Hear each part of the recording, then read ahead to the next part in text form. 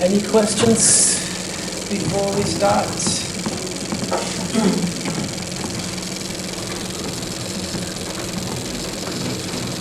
I'm going to practice my psychic powers today. I know that there's some of you wondering something, picking up a signal. You don't even have to speak. I can pick up the signal in my head.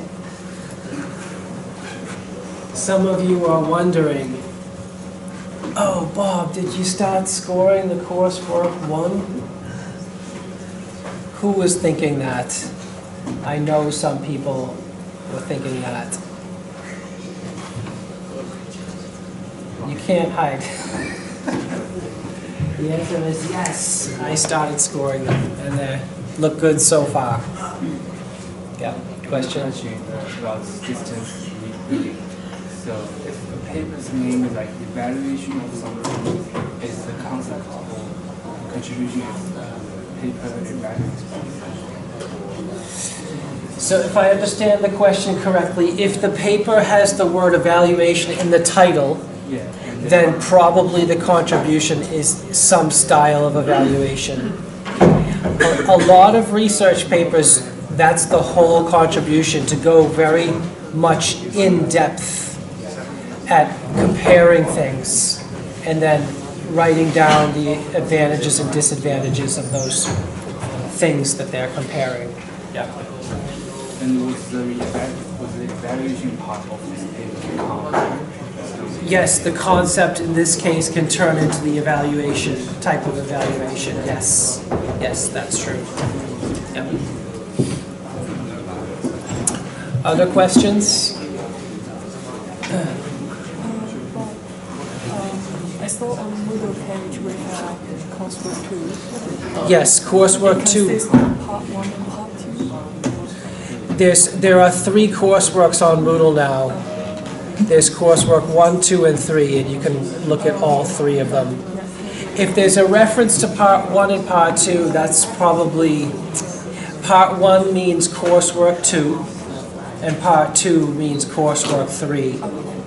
But actually, I should just remove the parts and just say coursework 2 and coursework 3. Yeah. When will we talk about coursework 2? So we're going to talk about coursework 2 on Friday. Friday's workshop is going to be all about coursework 2. And 3 we're going to talk about next week. Yeah. Yep. And you can see all of them on Moodle now. They're all there, so you can start working on them. Yeah. Coursework 2, by the way, we already did a workshop on coursework 2, actually. Even though you didn't know you were doing a workshop on coursework 2, we did one already. It's the data viz, the visualization one. Yeah, that was about coursework 2.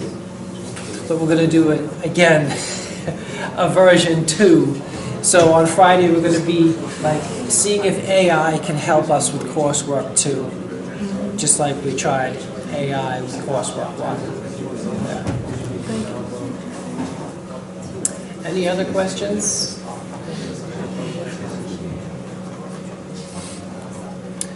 Okay, good. So let's talk about ethnographic methods. Observational and ethnographic methods. This is actually a qualitative research method. Yeah, ethnographic methods. So we're going to talk about observational ethnographic methods. I'll have to slow down sometimes to say that word. I might say it incorrectly sometimes. These are all research methods that happen by just watching the world around us, watching people and the environment in which they operate. So watching them, looking for certain patterns or outliers or trends, taking notes, and usually there's a special focus, like I want to find out the following things. Actually, do you guys know what usually the goal is? the goal is usually to watch an environment, understand how it's operating, and then improve it somehow. That's usually the goal. Like, I have this process, I have this environment, I know that it can be improved, so let's figure out ways to improve it. That's usually the general summary, the general idea. The scientific description of peoples and cultures with their customs, habits, and mutual differences. It's funny, I always look up these things in the dictionary, but then when I read the dictionary definition, I still am confused. So I usually have my own definition, which I just said 2 seconds before this, like watching the environment, taking notes, and then recommending improvements. And then this word also appears in the lecture, ecology, the branch of biology that deals with the relations of organisms to one another and their physical surroundings. So in this case, in our case, the organisms are people, and their physical surroundings are usually the institute or the environment in which they're working. Right? So we're talking about ethnography, observation, participant observation. This is also called field work, when you go out into the field, into the real world, so to speak, and watch how things are happening or unfolding in reality, as opposed to how somebody tells you how they're operating or what is written down on paper, right? So a researcher places themselves physically or virtually in the environment that they're trying to study, right? So if you want to understand the software development process, you could go to a programmer's office and observe them for some time, right? That's also called shadowing. Does anybody know what problems that software developers typically have in the real world environments? Has anybody here ever had a software engineering job? I guess not, because you haven't had degrees in computer science before. Anybody familiar with that environment? There is one common problem that 99% of software developers have in the world, in the wild, that you can observe if you shadow them. It's that they never talk to the users. Never. They never talk to the users, generally speaking. They're in the corner, writing software, and they have no, like, maybe they get emails sometimes from a user or something, but they never talk to a user. That's the reality. Yeah. So like researchers, move into the environment that they're studying and try to make observations, right? What people do, right? How they're behaving, why they're doing what they're doing, what they think and feel about it, maybe from interviews, right? What is the culture like? What is the social environment like? And then this thing at the end, how things can be changed or improved.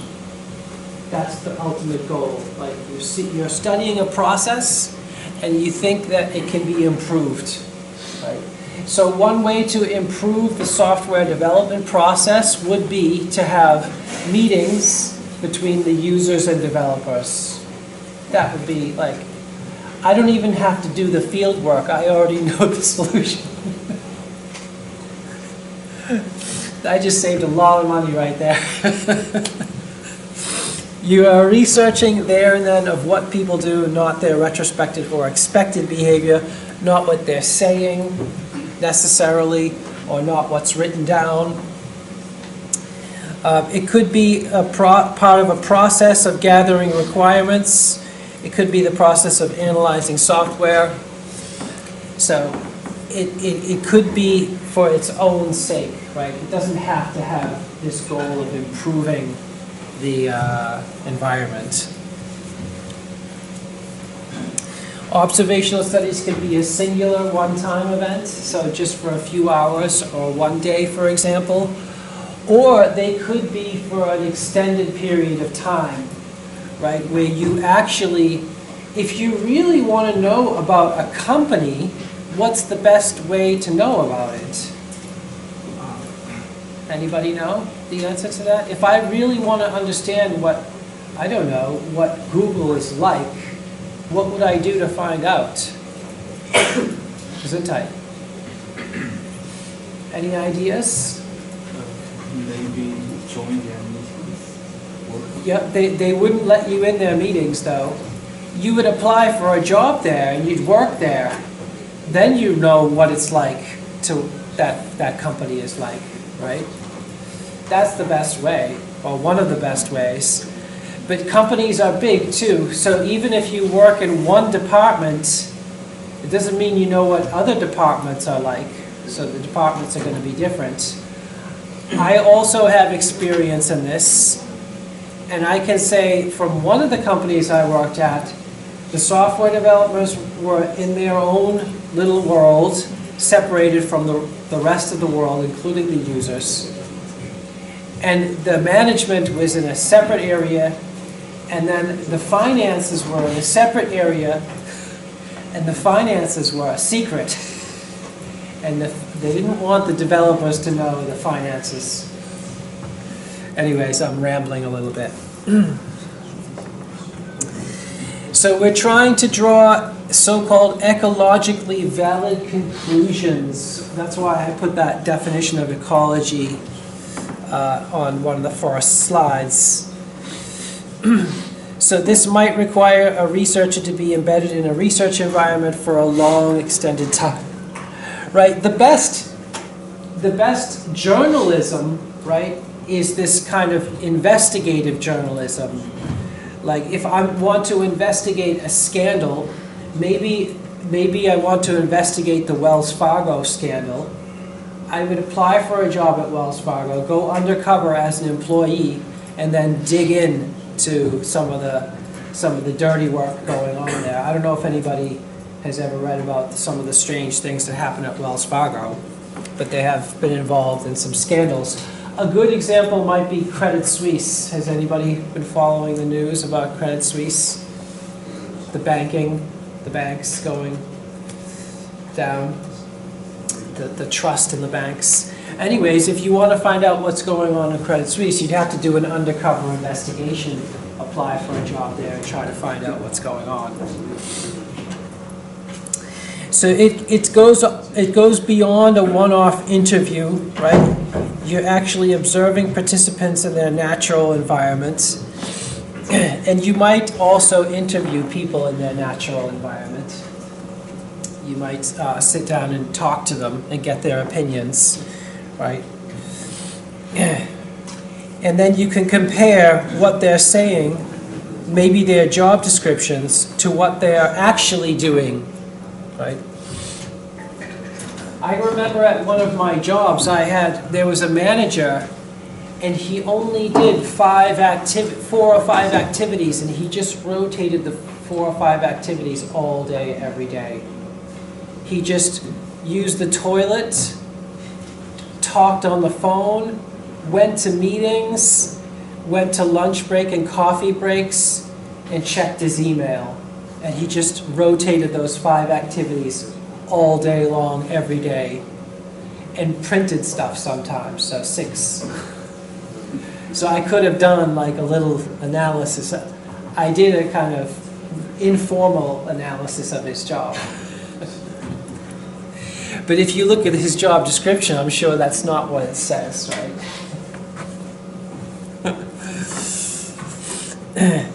Okay, there should be a depth to understanding. Rather than just gathering themes from a sequence of interviews, you are developing a sense of the normalities, the language, the culture, the routines within a specific group of people.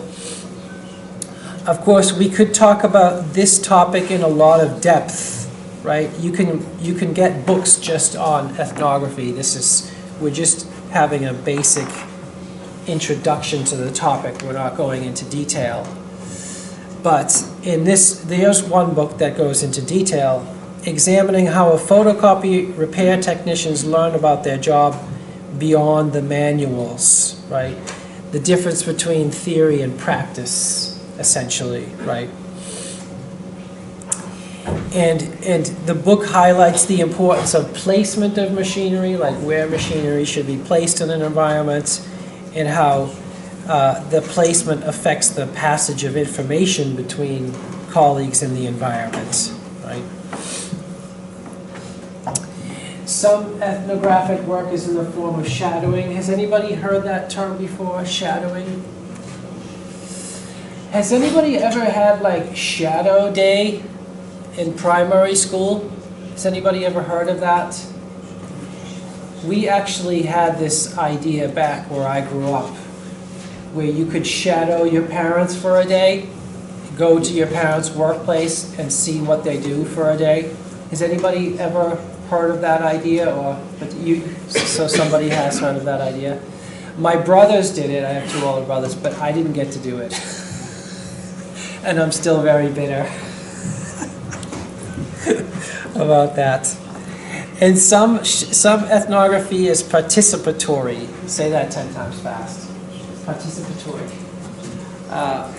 Where you engage in the activities and you also take part in the activities in the environment, right?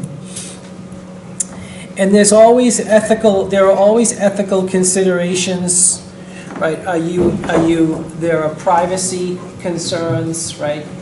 You don't want to identify individuals, for example. You could be in a work environment and you see somebody's doing something very wrong and breaking the rules, right? And like, how do you deal with that?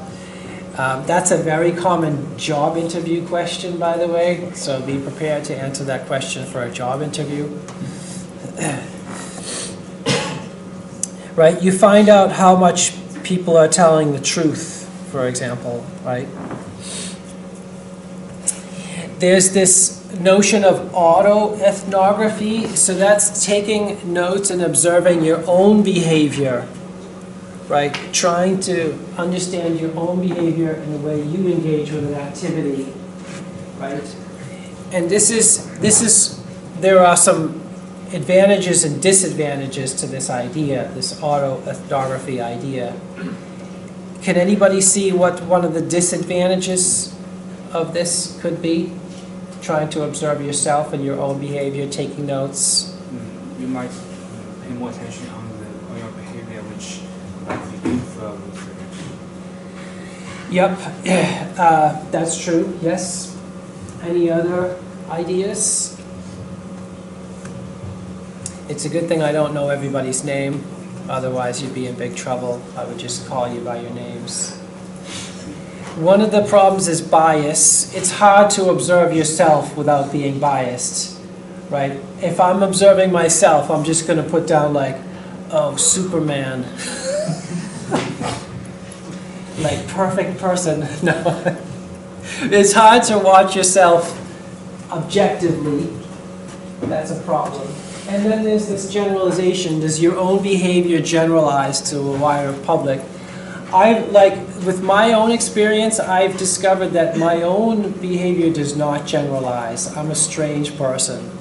So, that's not going to work for me personally. But there is an advantage, right? Why is this so common? This is very common for researchers to perform experiments on themselves. Has anybody heard of that? It's very common. It's because I don't need special permission. I can just go and do it, right? For these other experiments, you need sometimes a lot of special permission. It might take months or years to fill out all the forms and get all the signatures and all the permissions required to carry out these studies. So this is why autoethnography can be so popular. Yeah. So these can be useful in themselves, so you can spend time observing and participating in a lab, for example, understanding the environment. You can also, the person who's doing the observation learns, they get educated, right? Sorry about that. I will just, I forgot to put this in. I only get one phone call a day, and that was it. Bye.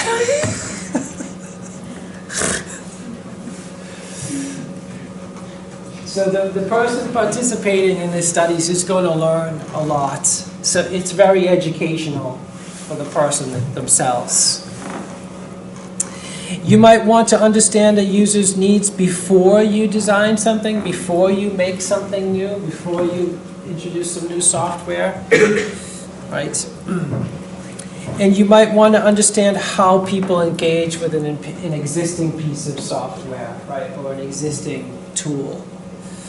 Right? So these are three major benefits.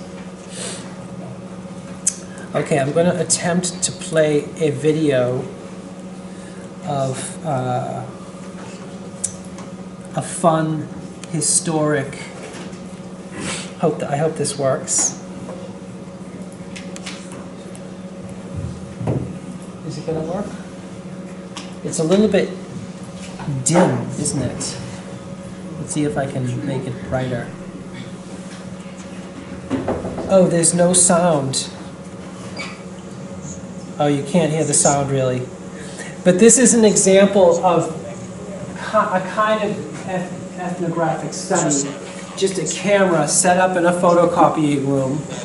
You can see it's a little old. But we can learn a lot just by observing people in their environments. Like they're trying to make copies, and then the people observing the users discover, oh, there are all these problems with making the copies, right? And these people are talking to each other, trying to make copies and solve some problems, right?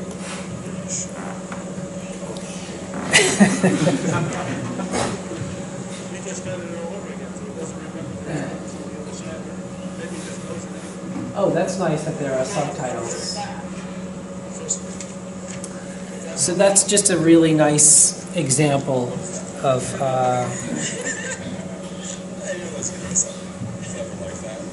ethnography in action, right?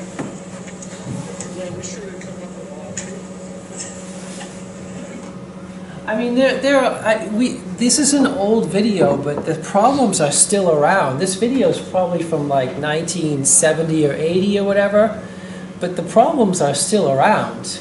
Like, how many people still have printing problems and copying problems? I run into them all the time still. It's an unsolved problem. It's amazing, actually.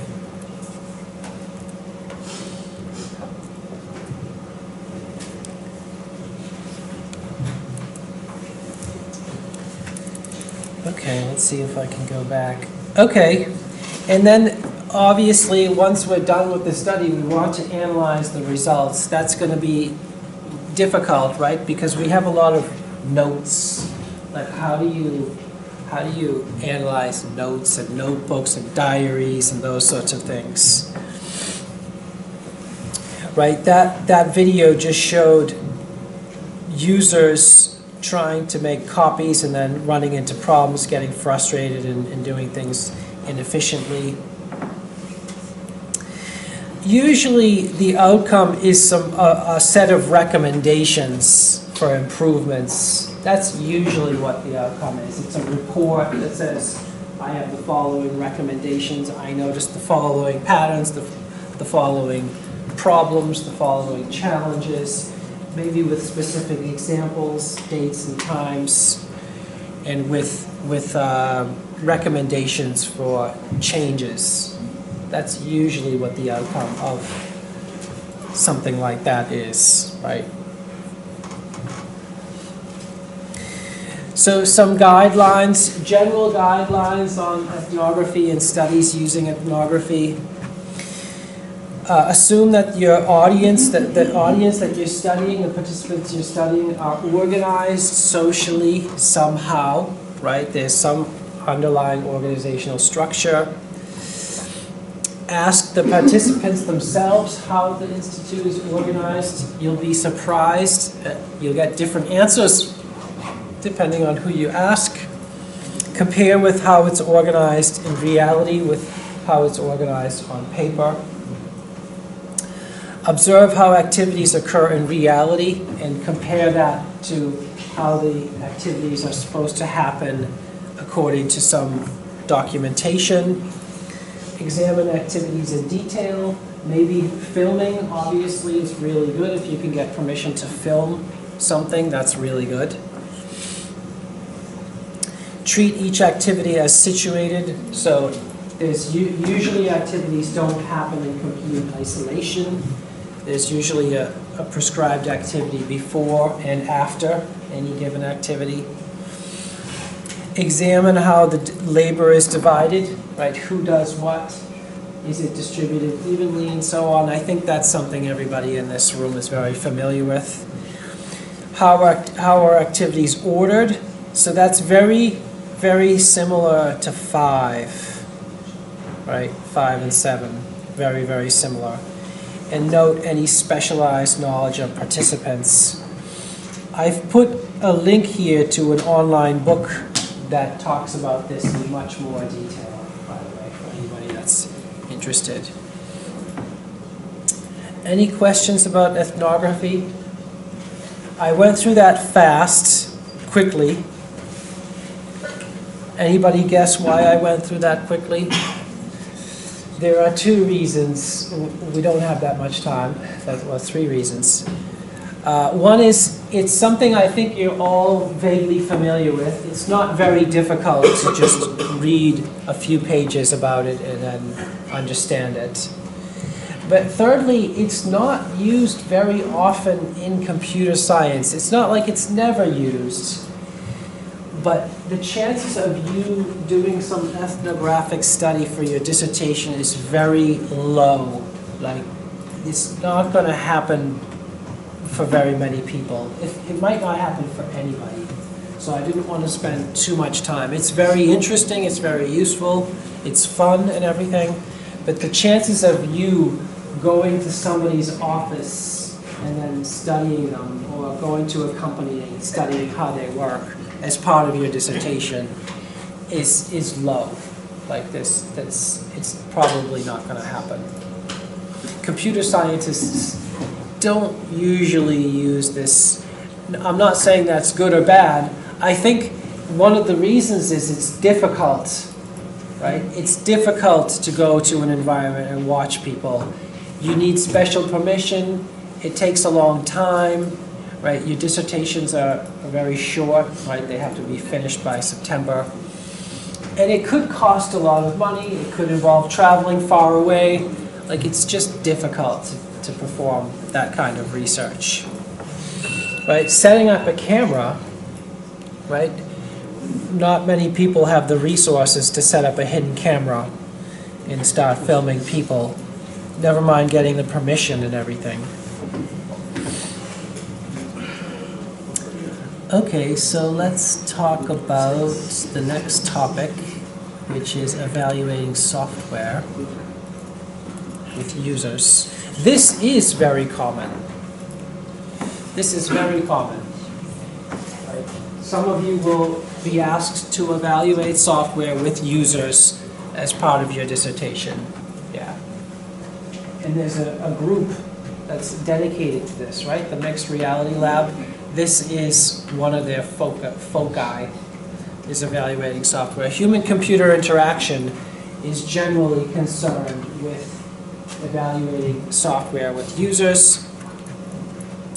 And this is just a brief introduction. This is its own course. You can take a course easily, a whole module, just on how to evaluate software with users. We're just giving a brief introduction. So like research methods, as you might have noticed, we give you short introductions to many topics. It's kind of like a survey module. Like you're surveying several different subjects. So this is one of the most common tasks, right? We have software we're trying to develop. We have people that use the software. And theoretically, the software should be very easy to use. That's the goal, right? To make software easy to use. But you see in your daily lives, we deviate from that goal quite a bit. Some software is really good and easy to use, and some software is very difficult to use.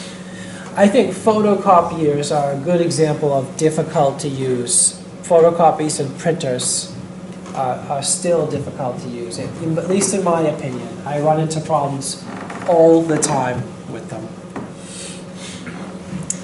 So this topic can be its own module, right? It's just a very brief introduction. And it's something you might do, actually, in your own dissertation. Like it might be part of your project. So there can be different goals, like evaluating the functionality and usability of software, evaluating the effect some piece of software has on its users. That's a huge topic, isn't it? Huge topic. A lot of people are trying to understand the effect of software on the users right now. Phones, right? What effect do phones have on their users? And social media, right? These are huge topics right now. Anybody know why they're such big topics? Anybody want to take a guess? It's because of their ubiquity, right? Everybody's addicted to their phones. And because there are problems, right? If there were no problems, nobody would be studying this. But there are problems, right? With phone addiction and social media addiction, right? And people are trying to understand the consequences. So it's a huge topic, right? Evaluating the outcomes from a software process, right? What you put in and what you get out of the software. So usability is a common type of evaluation. How usable is the software? Can we rank its usability? Is it performing the way it's intended to perform? Does it require excessive learning? Like, is it at least a neutral experience, or does it cause frustration? The best, user interface design obviously is huge. User interface design and usability, these go hand in hand. When I think of like the perfect user interface without excessive learning, can anybody think of some really good examples of this? There are some user interfaces that are almost perfect and it don't require any learning at all. Anybody think of some or one? I got an example, but it's not software, but like when you install CPU, there's something like make sure you want to. Yep, hardware that only fits in one configuration. Yes, that's a good example. So connections that only fit one way, right? Those are good. For some reason, the example I always think of in my mind is Pac-Man. Has anybody here played Pac-Man?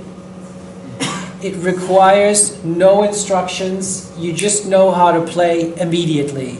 Like it's not like profound example, but it's a good example. Like this is what you're going for with software. Imagine a world where everything was as easy to use and intuitive as Pac-Man, right? You just have this knob going in 4 directions. You just know a 2-year-old can just start playing Pac-Man. Space Invaders is another example of just going back and forth shooting, right? But there are some interfaces that are very, very successful, right? And then some that are super, super unsuccessful. We could talk about those too. So evaluating can be talking about getting people to use software, right? Studying how people use software, right? Software is generally difficult to use, right? And it's hard to get people to use a lot of software, right? Like, anybody ever try to use Microsoft Access? Is that even still around? Microsoft Access, does that still exist? Anyways, it's not easy to use, right? And we can make a distinction between usability and functionality. Something can be very functional, but hard to use, right? I think of like Excel. Excel is super, super functional, but it's not that easy to use actually. It takes practice. You have to look at the tutorials and stuff. That's a good example of very, very, very functional, but not so easy to use. Right? Space Invaders is super easy to use, but not that functional. Right? We can concentrate on observation rather than self-evaluation, right? We can ask users questions like subjective questions, do you like it, and so on. That's very common. These are subjective questions. They're used in a lot of research papers. But if you want to be more objective, you have to give a user a set of tasks and then watch them perform the tasks and see if they can perform the tasks to completion, if they can perform the tasks correctly and get the correct answer, and then how long it takes. That's a more objective way of evaluating software. Like, here's Microsoft Word. Give me a report of 500 words and go. Like, now it's really easy, right? You just go to ChatGPT, say, can I have a report of 500 words, copy and paste it. But anyways, I'm getting off track. But that's the idea. You give the users a task, see if they can do it, see if they can do it correctly, and then how accurate are the results correct. Right, here's an advanced technique, watching facial expressions. That's very advanced, right? A lot of studies, you'll film the users. If a really, really detailed study will film users as they're performing tasks and then study their behavior. Right? This is another demo here. Let's see if we can do another demo video.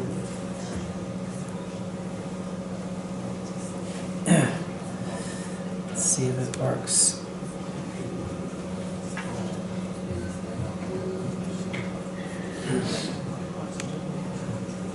Okay, my name is Jane Smith, Are there any and subtitles? I'm here to participate in a usability testing experiment No subtitles. for a physician order entry system as part of a new EHR component. So here's the main login page.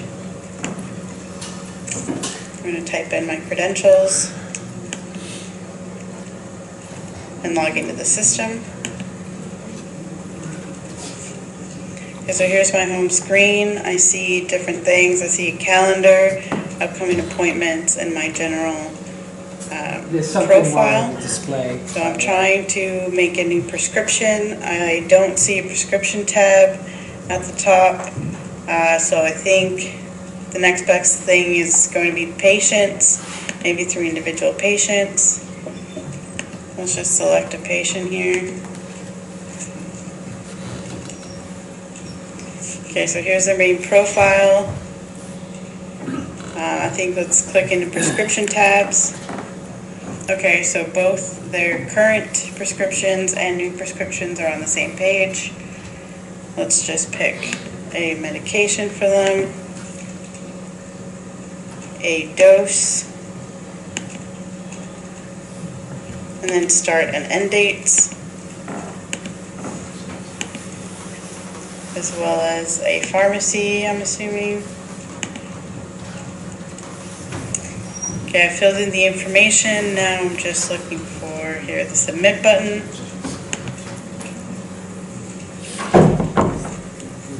Going to confirm the submission. So we were successful in creating a new prescription. And that takes you right back to the patient profile page. So now that we've completed the prescription, I'm going to log out of the system. Here's the logout button. Confirm logout. And we're back to the main home screen page. That was fairly easy. So that's a user evaluating some prototype software, right? For prescriptions, right? Documenting prescriptions to patients, right? Does anybody know what they were doing, what that's called with the speaking? Case study. You could call that a case study. But it's often referred to as the think aloud protocol. It's just thinking out loud. Like, I'm going to use this piece of software. She was given a task. The task was to, associate a prescription with a patient and document it. Right? That was the task. Like, see if you can use this piece of software to record a specific prescription with a specific patient, right? Documented into a database. That was the task. And she successfully completed it.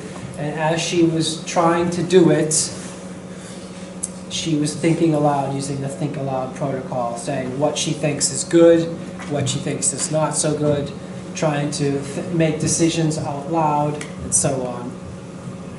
So you can see what software prototypes used to look like a long time ago. Right? So that's kind of fun. So does the software do what it is meant to do? Right? That's a common thing we want to evaluate when we're doing usability evaluation. Is the functionality right for the user? Does it actually enable them to do the task? Right? Sometimes this is very difficult, right? Searching for video clips, that's difficult, isn't it? Right? If you want to design a system that organizes and searches for video clips, that can be difficult, right? Because you're trying to search video media with natural language text. And if the video media doesn't have a description, then that's going to be really difficult.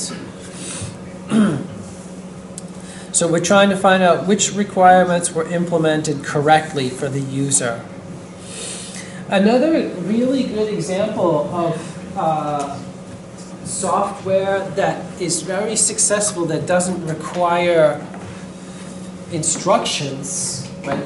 Perfect software does not require any instructions. Right? I don't have to get out the instruction manual for Pac-Man, right? If it's really good, it doesn't require any instructions. Can anybody think of another example we use every day that's really good, that doesn't require any instructions? Spotify? Spotify?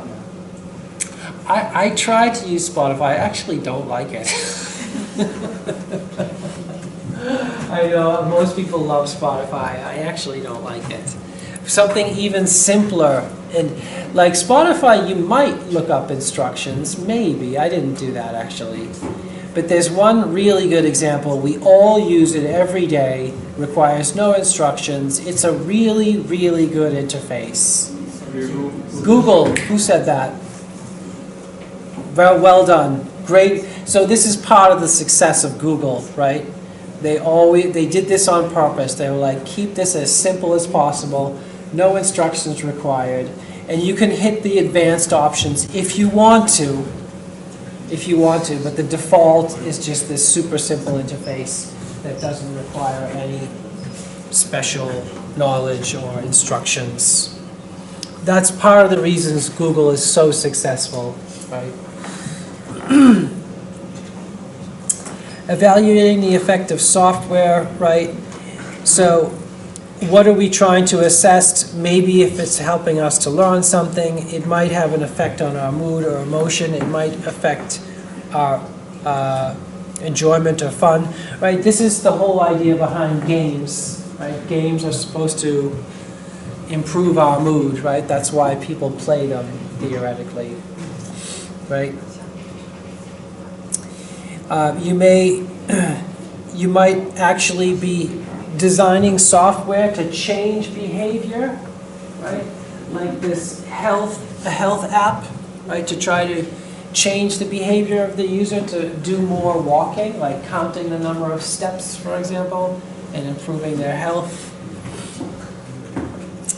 You can test this by asking participants to report on things while using an app.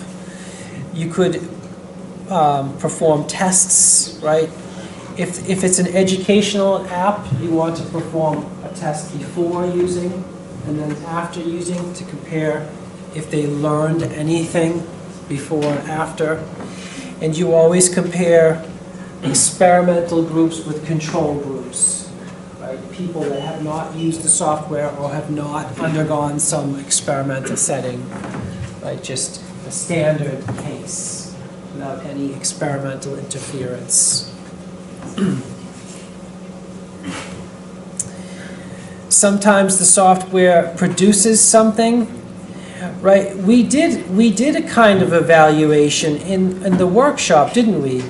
We evaluated ChatGPT. We spent one workshop just evaluating ChatGPT.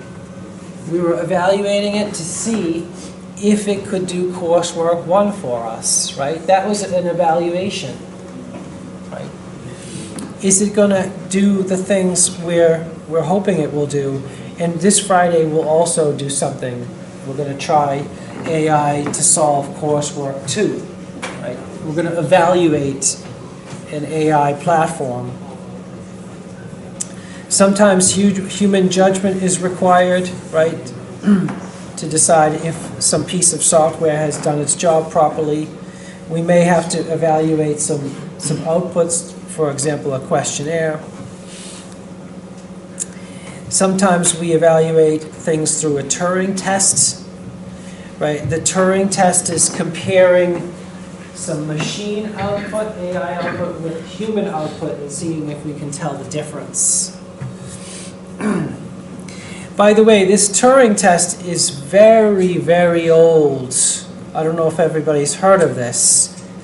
But one of the original Turing tests or Turing challenges is to create a chatbot. A chatbot that is so good you cannot tell whether or not you're speaking to a machine or a person. Right? That's a very, very old test. I don't know how old, 50 years, something like that. And it's interesting. It's very interesting, but it's also interesting to note we're not there. Like, nobody's ever passed that test. In my opinion, we're never even close. Even with ChatGPT, you can tell within 60 seconds that we're not talking to a person, right? You can usually see within 60 seconds, oh, this is not a person, right? Right, that's just a screenshot of one of these tests. I think ChatGPT, from what I heard, is good at writing poetry, though. And then you have to ask yourself, how important is that? Like, is that important, like, to be able to tell if poetry is written by a machine or person? Not so sure if that's important or not. So just to summarize, usually in computer science, to evaluate software, you set up some sort of a test. And it consists of a set of tasks, maybe 5 to 10 or 20 tasks. And you recruit people to perform those tasks. And then you rate them, you store the accuracy of the tasks and the response time, how long it takes to complete each task. That's kind of the standard human-computer interaction evaluation approach. Of course, there are many variations of that, which we discuss. You can film people doing the experiment, studying like their movements. You can interview them, usually interview them afterwards to get their personal opinions and so on. But that's usually the basic idea. Any questions on evaluation? It's a big topic. We just gave just a short introduction. Is anybody going to like try to do an HCI topic? You can do a dissertation just in human-computer interaction and evaluating software and stuff like that. It's quite popular. Okay, if there are no questions, I suggest we wrap up then. I'll see you all on Friday for an exciting workshop on coursework 2. If there are questions, you can come and see me after.